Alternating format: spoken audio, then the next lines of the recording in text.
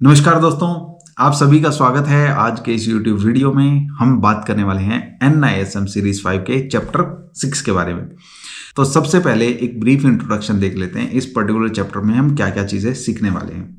तो सबसे पहले तो ओल्ड कमीशन सिस्टम हम देखेंगे कि ओल्ड कमीशन सिस्टम क्या था। म्यूचुअल फंड डिस्ट्रीब्यूटर्स को पहले किस तरीके से कमीशन दिया जाता था, अब किस तरीके से कमीशन दिया जाता है। पहले वाले कमीशन सिस्टम में क्या दिक्कतें थी, क्या खामियां थी, और अब वाले कमीशन सिस्टम में क्या अच्छा है और क्या सुधार किया गया है जो पुराने कमीशन सिस्टम में नहीं था। पहली चीज। दूसरी चीज, हम ये भी जानने की, ये भी समझने की कोशिश करेंगे कि क्या ये एक ऐसा धंधा है जो एक इंडिविजुअल शुरू करता है और एक इंडिविजुअल से और एक फर्म, एक कंपनी बनने की तरफ क्या ये राह पहुंचती है, क्या ये राह उस तरफ हमको अग्रसर करती है, और वो होता कैसे है, वो सब हम जानने की, समझने की कोशिश करेंगे। इसमें code of ethics, code of conduct क्या क्या है, और म्यूचुअल फंड डिस्ट्रीब्यूटर उनको कैसे फॉलो करते हुए आगे बढ़ सकता है, ये भी हम जानने की, समझने की कोशिश करेंगे। राइट। और साथ ही साथ इसमें हम ये भी समझेंगे कि क्या ये हम जो धंधा कर रहे हैं ये आगे चल के हमारी नेक्स्ट जनरेशन को फायदा पहुंचा सकता है। ये सारी चीजें हम इस पर्टिकुलर चैप्टर में समझने वाले हैं। तो सबसे पहले शुरू करेंगे कि हमारा जो ओल्ड कमीशन सिस्टम था उसमें क्या दिक्कतें थी, क्या परेशानियां थी, और वो कैसे ठीक हुआ, और सेबी ने उसको इम्प्रूव करने के लिए क्या किया। आइए देखिए, समझते हैं। सबसे पहले डिस्कस करते हैं ओल्ड कमीशन सिस्टम, फिर हम चलेंगे अपने चैप्टर के ऊपर। Right. Old commission system. Old commission system क्या बोलता है? ओल्ड कमीशन सिस्टम बोलता है, मान लीजिए आप एक म्यूचुअल फंड डिस्ट्रीब्यूटर हैं, MFD, ठीक है। आप एक रिटेलर के पास गए और रिटेलर के पास जाके बोला आप SIP शुरू कीजिए। कितने भी रुपए की SIP लगाइए, 100 रुपए की लगाइए, ठीक है। 100 रुपए की आप SIP लगाइए, महीने की लगाइए, साल की लगाइए, या कैसे भी, ठीक है। और इस 100 रुपए में 100 rupees is just an example, आपको समझाने के लिए। आप 100 रुपये, 1 लाख रुपए, 2 लाख रुपए, 5 लाख रुपए, कितने की भी SIP अपने AUM के अंडर इकट्ठा कर सकते हैं। AUM होता है एसेट अंडर मैनेजमेंट। राइट। तो इस पे एक कमीशन मिलेगा। मान लीजिए यहां पर 1 रुपए कमीशन मिला, तो आपके इन्वेस्ट हो गए 99 रुपीज। मतलब इस रिटेलर के लिए 100 रुपीज उसने लगाए थे और 99 रुपीज उसके इन्वेस्ट हो गए, ठीक है। अब ये 99 रुपीज पे 1 रुपया कमीशन किसको मिल गया? म्यूचुअल फंड डिस्ट्रीब्यूटर को। करेक्ट। अब ये म्यूचुअल फंड डिस्ट्रीब्यूटर को तो चाहिए ज्यादा पैसा, मींस पैसा भर भर के आता रहे, तो अपफ्रंट कमीशन मिल रहा है, तो क्यों ना इस 99 रुपीज को फिर से इन्वेस्ट करवा दिया जाए। मतलब इन्वेस्ट मतलब नए फंड में इन्वेस्ट। क्यों? अपफ्रंट कमीशन, ये अपफ्रंट कमीशन मिलेगा। दोबारा से ये 99 अब SIP भी जा रही है, और ये 99 कुछ बढ़ भी गए होंगे।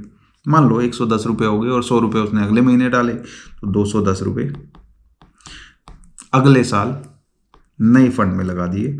यहां पर फिर से 2 रुपये कमीशन मिल गया, ठीक है। और इन्वेस्ट हो गए 208 रुपये। फिर से कुछ और एडिशन हुआ इसमें, और 300 रुपये यहाँ पे ऐड हो गए, 3 रुपये कमीशन मिल गया,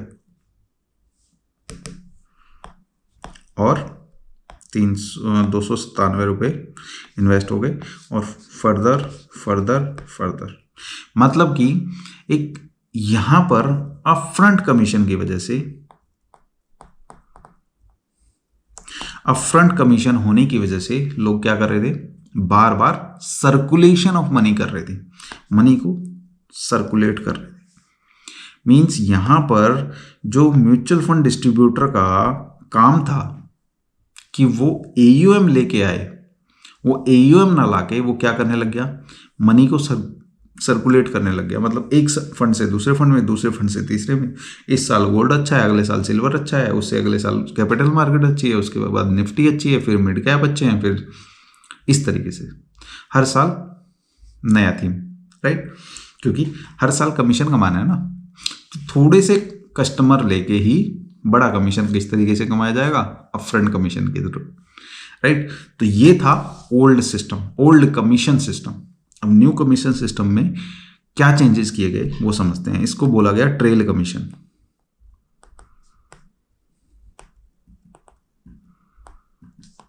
ट्रेल कमीशन में क्या होता है, 100 रुपये आपने इन्वेस्ट किए, आपको अपफ्रंट कमीशन नहीं मिलेगा, ठीक है। ये 100 रुपये एयूएम है, तो एयूएम के ऊपर कमीशन मिलेगा 1 रुपये। 1 रुपया, हाइपोथेटिकल 1 रुपया कह रहा हूं मैं, परसेंटेज कैन वेरी। ये जीरो से और 2.5% तक हो सकती है, ठीक है, कितनी भी हो सकती है। मतलब 2.5 एक्सट्रीम केसेस में होती है, जनरली 0 से 2% के बीच में होती है, 0.25, 0.85, 0.10 ऐसे करके एक्सपेंस रेशियो आप चेक कर सकते हैं हर एक फंड की, ठीक है। वो 1 रुपये आपको मिल गया। अभी ये हाइपोथेटिकल है, समझाने के लिए बात कर रहा हूं। तो मंथली आपने 100 रुपये डाले, 1 रुपया आपका कमीशन बना। अब ये 1 रुपया 12 महीने में मिलेगा, मीन्स 80 पैसे के अप्रोक्स, 80 पैसे के आसपास पर मंथ मिलेगा, ठीक है, हर महीने। अगले साल, अगले महीने फिर से 100 रुपये आए, तो यहां पर आपका AUM 200 रुपये हो गया, तो आपको इस 100 रुपये पे भी 1 रुपये मिलेगा। तो अगले महीने ये 80 पैसे और 80 पैसे 1 रुपया 60 पैसे, ठीक है। फिर अगले महीने फिर से 100 रुपये आए, टोटल AUM 300 रुपये। उसके हिसाब से कमीशन कॉन्टिन्यूसली अपग्रेड होता चला जाएगा। मीन्स यहाँ पे हो जाएंगे 2 रुपये 40 पैसे। क्यों 80 पैसे? पहले मंथ की SIP, क्योंकि वो 12 महीने मिलने हैं। फिर अगले महीने ये 12 महीने मिलने हैं, अगले महीने वो 12 महीने मिलने हैं, तो ऐसे करके कमीशन बढ़ता चला जाएगा, ठीक है। तो ये एक कंटिन्यूस साइकिल बन जाएगी जिसके अंदर आपको कमीशन मिलेगा। अब आप ये ऐसा नहीं करोगे इस 300 को निकाल के किसी और फंड में डाल दो, ठीक है। क्यों? क्योंकि अब निकाल के चाहे कहीं भी डालो, अल्टीमेटली आपको आना तो उसी तरीके से। ये हो सकता है कि किसी कम एक्सपेंस रेशियो वाले फंड से निकाल के ज़्यादा वाले में डालोगे, ठीक है, लेकिन ज़्यादा वाले में तो पहले ही डाल सकते थे आप। तो कहने का मतलब है अपफ्रंट कमीशन वाला सिस्टम बिल्कुल खत्म। आप अब आपका मेन फोकस क्या होगा? क्रिएटिंग मोर AUM। ज़्यादा से ज़्यादा AUM होगा तभी आपका कमीशन बनेगा, अदरवाइज पहले वाले सिस्टम की तरह नहीं, गोल गोल चक्री बनाते जाओ और पैसा कमाते जाओ, नहीं। More AUM means more money, as simple as that, correct. इस तरीके से होता है। अभी मंथली कैसे आता है ये समझ में आ गया। अभी मैं आपको ईयरली एक पर्सपेक्टिव देने के लिए थोड़ा सा समझाने की कोशिश करता हूँ। मान लो 10 लाख रुपए की SIP आप इकट्ठी करते हैं पर मंथ, 10 लाख की पर मंथ, कोई बहुत बड़ी चीज़ नहीं है, 6-8 महीने में बड़े आराम से इकट्ठी की जा सकती है। सिंपल समझो, 100 बंदे और 10,000 की पर मंथ की SIP लगा रहे हैं, तो 10 लाख रुपए पर मंथ इकट्ठे हो गए। इसमें 6 महीने के आसपास से ज़्यादा टाइम नहीं लगेगा मेरे अकॉर्डिंग, ठीक है। तो 10 लाख रुपए की SIP आपने इकट्ठी की। अभी मंथली कैसे होता है वो आप समझ गए। अब मैं एक हाइपोथेटिकल आपको कैलकुलेशन देना चाहता हूँ, हम पहुँच कहाँ सकते हैं, ठीक है। ये थोड़ा सा डिफरेंट व्यू पॉइंट मैं देने की कोशिश करूँगा। तो साल में आपने AUM कितना इकट्ठा कर लिया? 1 करोड़ 20 लाख, ठीक है। कैलकुलेशन वेरी करेगी, लेकिन समझाने के लिए 1 करोड़ 20 लाख पे आपको कमीशन कितना मिला? 1% के हिसाब से 1,20,000। 0.8 होगा तो थोड़ा कम हो जाएगा, 0.9 होगा तो अकॉर्डिंगली एडजस्ट कर लेना। This is just to explain, right. अगले इस साल 1 करोड़ 20 लाख आया, अगले साल फिर 1 करोड़ 20 लाख आएगा, तो अगले साल आपका पर्सनल इनकम 2 करोड़ 2,40,000। 1 करोड़ 20 लाख तो अगले साल भी आएगा। आपकी इनकम 360। अब ये कुछ बढ़ेगा भी, ऐसा तो है नहीं मार्केट वहीं खड़ी रहेगी 3 साल तक। तो अगले साल ये 1,20,00,000 फिर से आएगा और आपका कमीशन ये बढ़ के लेट सपोज 4 करोड़ हो गया या 4.5 हो गया, तो आपका कमीशन कितना हो जाएगा अकॉर्डिंगली एडजस्ट कर लो। ठीक है, 5,570 हो गया तो 5,70,000। ठीक है जी, नहीं 4 साल लगे आपको एक अच्छी खासी इनकम पे पहुंचने में। ठीक है, 4 या 5 मान लो। ठीक है, 5वें साल में 6-7 करोड़ हो गया और आपको 7 lakhs पर ईयर, ये पर ईयर है पहली चीज, है ना। तो पर ईयर आपकी इनकम इतनी पहुंच सकती है। और मैं सच बताऊं, इतने तो आप किसी भी बीटेक कॉलेज में चले जाइए, आज भी 3-3.5-4 लाख से नीचे का ही पैकेज मिलता है। ठीक है, स्टार्टिंग पैकेज, और उसके लिए पूरी जिंदगी काम भी करना है। ठीक है, यहाँ पर आपने SIP इकट्ठी की, अब उनसे सर्विस, ऑब्वियसली सर्विस तो देनी ही पड़ेगी, बट स्टिल आपको कोई एक्सेल वैक्सेल और उस तरीके से बहुत हार्डकोर कोई काम नहीं कर रहे आप। ठीक है, ये 6 महीने आपने काम किया, उसके बाद अब इसको ऐड भी करते चले जाओ, तो सोचो it is overall a good business. Side by side part time में भी बिल्ड हो सकता है, साइड बाय साइड कॉलेज में बिल्ड हो सकता है, कॉलेज में फुल टाइम मटर गश्ती करते रहते हैं लोग, it can be build, right. अब आ जाते हैं अपने चैप्टर पे। एक बार चैप्टर समझेंगे तो ऑब्वियसली सारी चीज़ें ऑटोमेटिक समझ में आती चली जाएंगी। ठीक है, तो म्यूचुअल फंड डिस्ट्रीब्यूशन में क्या क्या होता है इसको समझने की कोशिश करेंगे। तो fund distribution, channel management practices. ठीक है, रोल ऑफ म्यूचुअल फंड क्या होता है डिस्ट्रीब्यूटर्स का, यहां पर एक डिफरेंस बताया गया है फंड मैनेजर्स में और म्यूचुअल फंड डिस्ट्रीब्यूटर में क्या फर्क होता है। एग्जाम्पल के तौर पे निपॉन कंपनी है, निपॉन कंपनी पोर्टफोलियो मैनेजर्स या फंड मैनेजर्स भी बोल दो, पोर्टफोलियो मैनेजर्स अपॉइंट करती है और निपॉन कंपनी ही डिस्ट्रीब्यूटर भी बनाती है। ठीक है, डिस्ट्रीब्यूटर वो लोग जो एमफी का पेपर देंगे, पोर्टफोलियो मैनेजर्स वो लोग जो पूरी इकोनॉमिक्स की समझ रखेंगे, मतलब पूरे वर्ल्ड के अंदर वर्ल्ड पॉलिटिक्स कैसी चल रही है।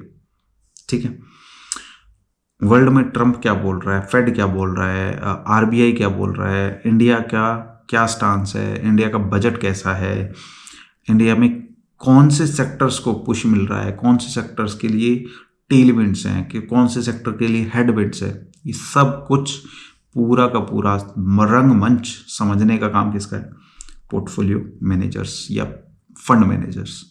फंड मैनेजर्स कौन लगा रहा है, वो एसेट मैनेजमेंट कंपनी, ये Nippon is nothing but AMC। ठीक है जी, ये एक AMC है, नथिंग एल्स। ये AMC पोर्टफोलियो मैनेजर्स या फंड मैनेजर्स लगाएगी और वो पूरी दुनिया में जो भी गतिविधि चल रही है इकोनॉमिक्स को लेके वो सब समझेंगे और उसके अकॉर्डिंगली उन हजारों लाखों करोड़ों लोगों का पैसा इन्वेस्ट करेंगे, कहाँ, मार्केट में।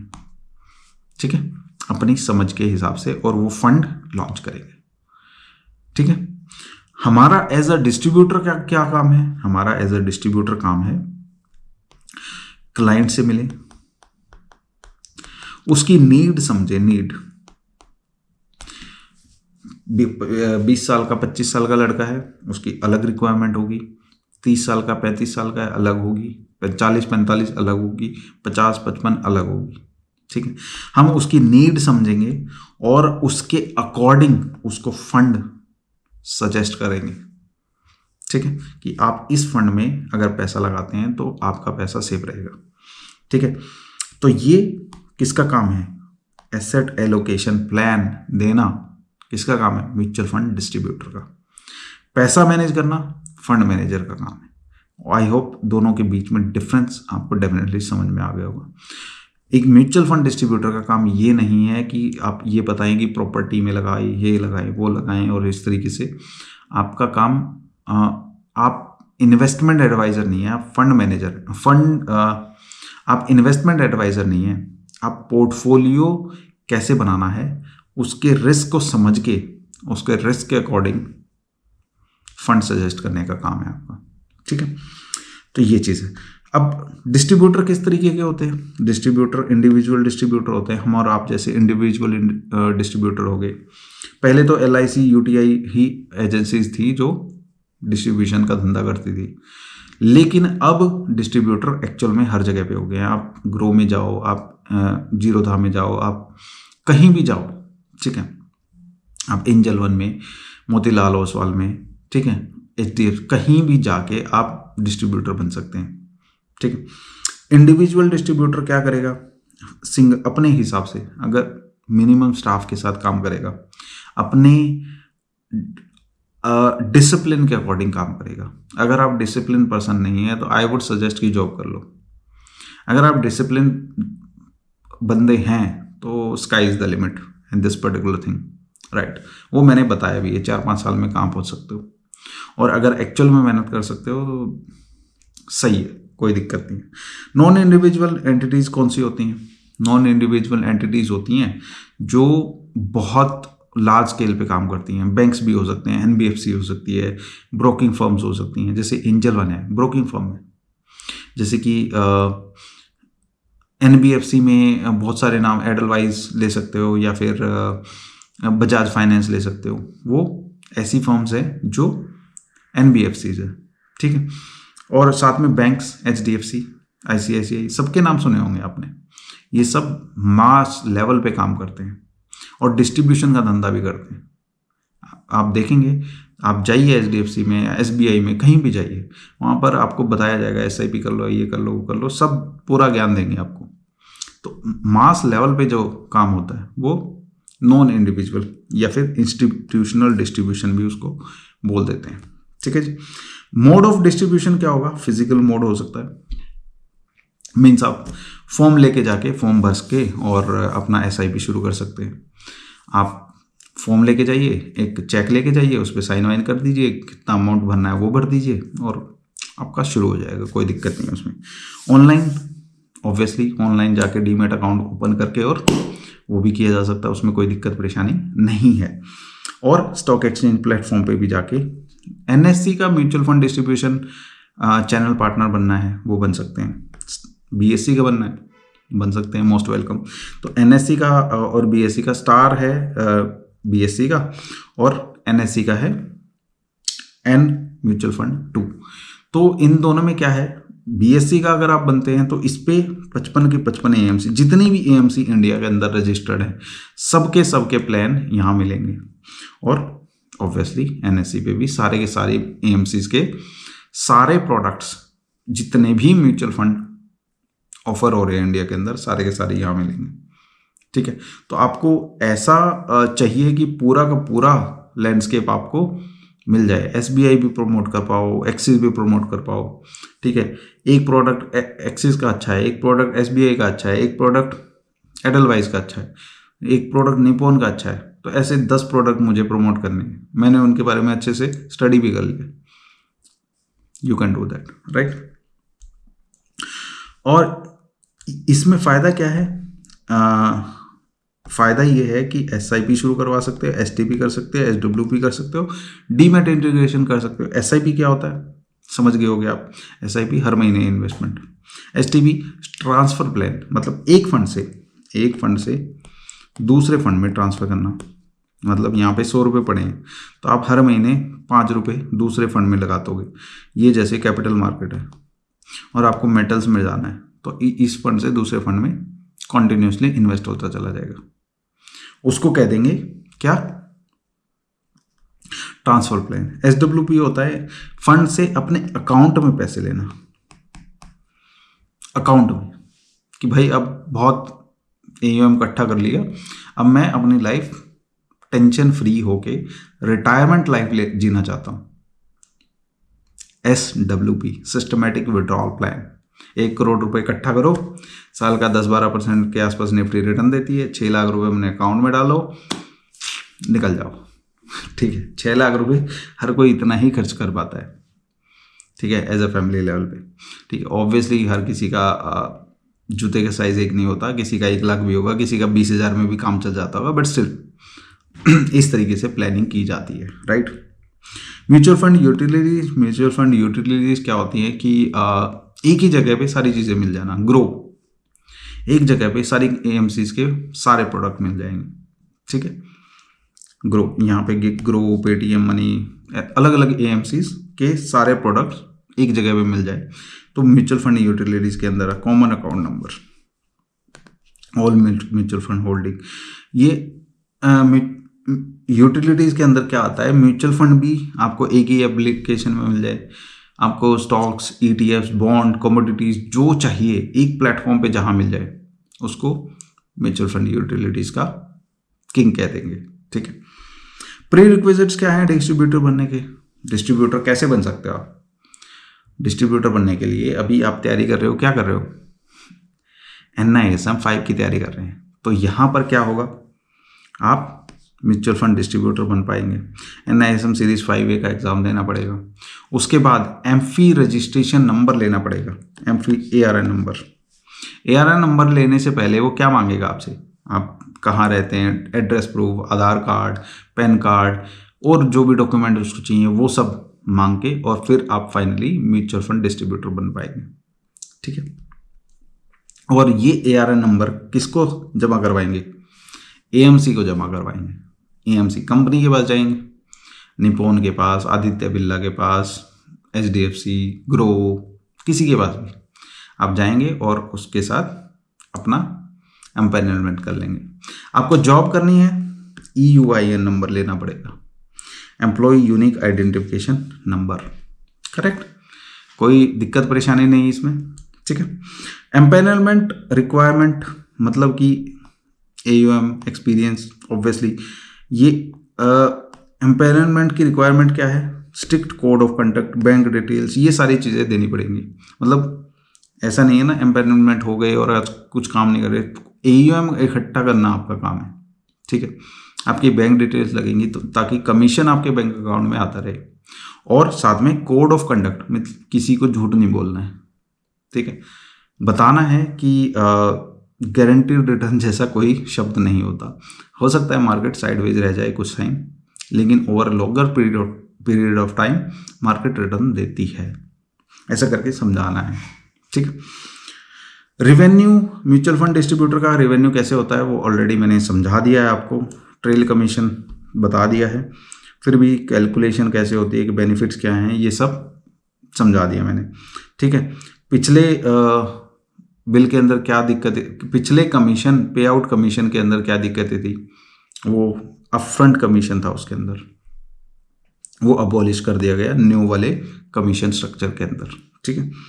विड्रॉल ऑफ ट्रांजैक्शन चार्जेस, मतलब अब म्यूचुअल फंड कोई भी यूनिट खरीदें आप, ग्रो पे खरीदें, मोतीलाल ओसवाल पे खरीदें, एंजल वन पे खरीदें या कहीं भी खरीदें, आप वहाँ पर आपके ब्रोकरेज चार्जेस नहीं लगेंगे। मतलब 100 रुपये लगाए तो 100 के 100 ही म्यूचुअल फंड में लगेंगे, और उसका जो NAV के अकॉर्डिंग जो एक्सपेंस रेशो बनता है वही कटेगा, उसके अलावा कुछ नहीं कट सकता। आई होप ये पॉइंट आपको समझ में आ रहा होगा। ब्रोकरेज चार्ज नहीं लगते म्यूचुअल फंड पे, ठीक है। न्यू इंसेंटिव स्कीम मैंने ऑलरेडी समझा दिया। B20 मतलब टॉप 30 शेयरों के अलावा कमीशन ज़्यादा मिलता है और अदरवाइज कम मिलता है, ठीक है।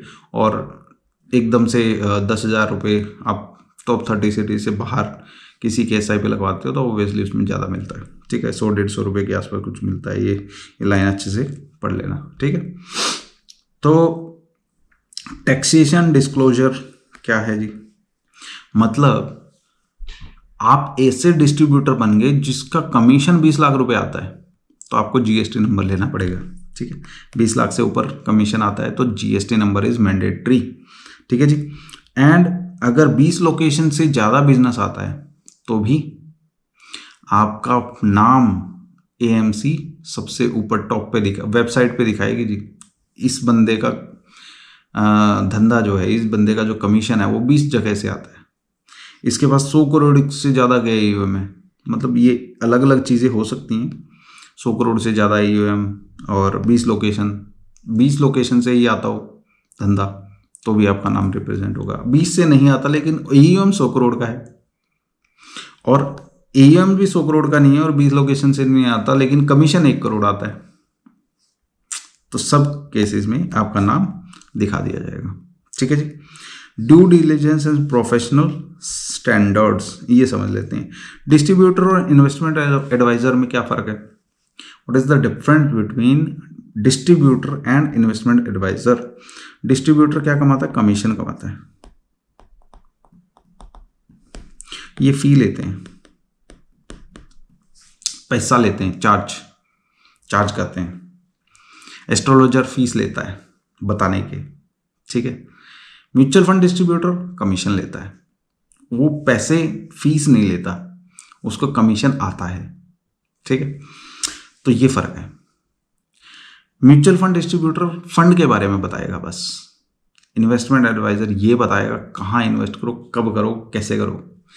अभी प्रॉपर्टी लेना सही है, प्रॉपर्टी में रेट ऑफ इंटरेस्ट इतना मिल सकता है और भी बहुत सारी चीज़ें, ठीक है।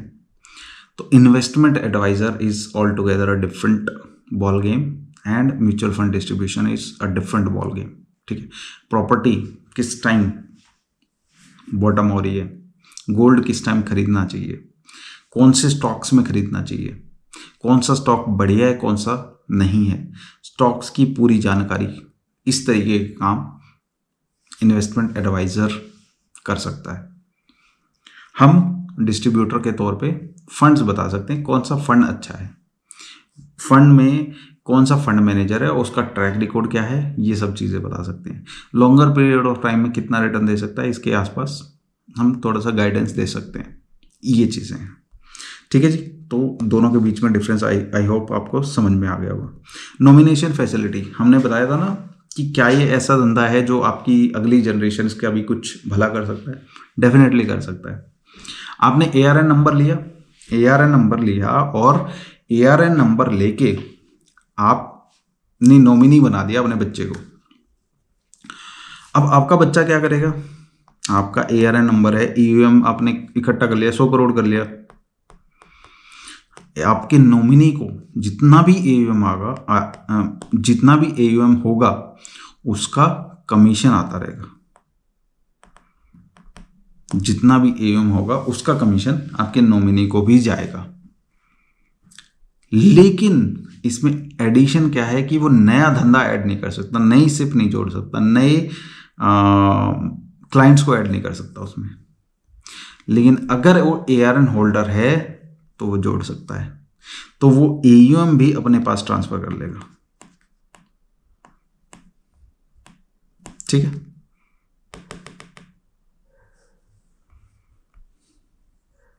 ये AUM अपने पास ट्रांसफर कर लेगा। चलो,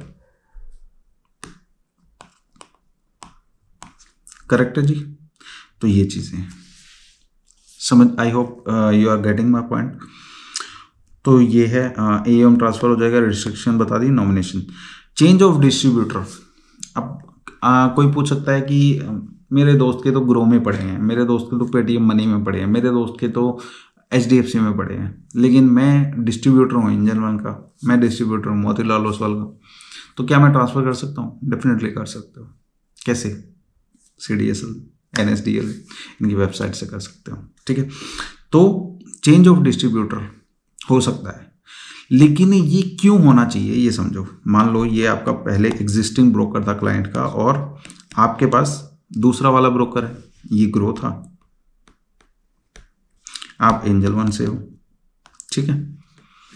चेंज ऑफ ब्रोकर किया जाना चाहिए, इसलिए नहीं कि मुझे कमीशन मिल जाए, नहीं, इसलिए कि मैं सर्विस ज़्यादा अच्छी दूंगा रिटेलर को, रिटेलर या इन्वेस्टर बोल दो, ठीक है। इसलिए आप अपना फंड इधर ट्रांसफर करो, I can guide you through this journey, I can help you out, this should be the core of your operation, not because मुझे कमीशन मिल जाए। समझ गए? ये चीज़ है।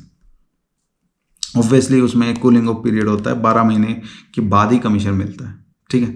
और इसमें 11 दिन लेते हैं RTA। RTA अच्छे से समझा दिया, RTA क्या होता है, तो ये चीज़ है, ठीक है। When commission is payable to new distributor, ये मैंने ऑलरेडी बता दिया, ठीक है। और आप अगर इंडिविजुअल होते हुए अच्छा खासा बड़ा सा एम इकट्ठा कर लेते हो तो ऑब्वियसली GST नंबर तो रिक्वायरमेंट है ही। आप फर्म बना सकते हो, ठीक है, आप कंपनी बना सकते हो, आप बड़ी कंपनी के साथ एक्विजिशन कर सकते हो, मीन्स उससे परसेंटेज शेयर लेके बड़ा पार्ट बन सकते हो। मैं 1000 करोड़ का एम मेंटेन करने लग जाऊं तो मैं निपॉन के पास जाऊंगा, मेरे को 1% अपना स्टेक दे दो और ये रहा, ठीक है। मीन्स इस तरीके से ट्विक्स किए जा सकते हैं, कोई दिक्कत नहीं है। तो लीगल स्टेटस चेंज हो सकता है, मीन्स LLP फर्म बना सकते हैं, लिमिटेड लाइबिलिटी पार्टनरशिप कंपनी बना सकते हो, पार्टनरशिप फर्म बना सकते हो, मर्जर एक्विजिशन कर सकते हो, मर्जर एक्विजिशन कंसोलिडेशन, ठीक है। फैमिली सक्सेशन हो सकता है, ग्रुप ट्रांसफर हो सकता है, सारी चीज़ें पॉसिबल है। There is nothing that can not be done through this business, doing it individually, right. I hope you got my point कि मैं क्या समझाने की कोशिश कर रहा था और क्या था इस पर्टिकुलर धंधे के अंदर, right. Thank you so much guys.